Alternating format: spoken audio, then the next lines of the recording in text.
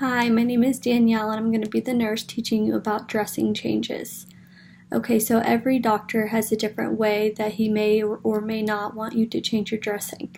But the standard way you would do it is gather your supplies. So usually you would have your dressing, which could be non-adherent or adherent, some paper tape.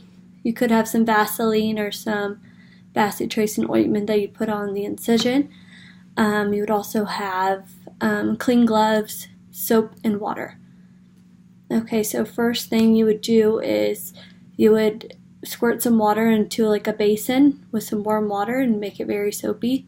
Then you would take about 2 cotton tips or a gauze or a sterile gauze and just clean over the incision. Could have staples, you could have just sutures, or you could have steri strips on top.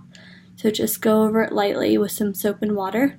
Then you would take another piece of gauze and dry over the incision completely. Let it air dry before you go ahead and put another dressing on. After you take the dirty dressing off, make sure you wash your hands for about 30 seconds with warm water.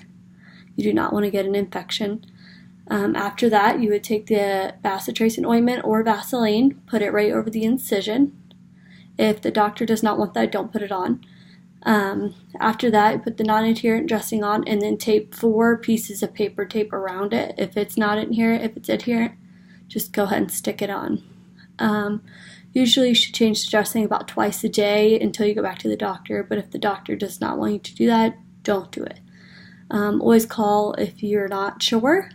And then now I'm going to have you demonstrate back. So just tell me what you do.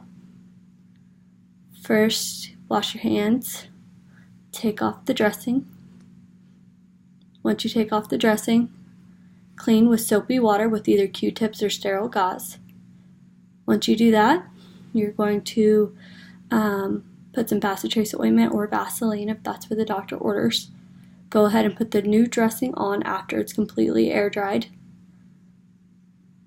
After you do that, or if it's non-adherent, go ahead and put paper tape around it and call your doctor if you have any questions.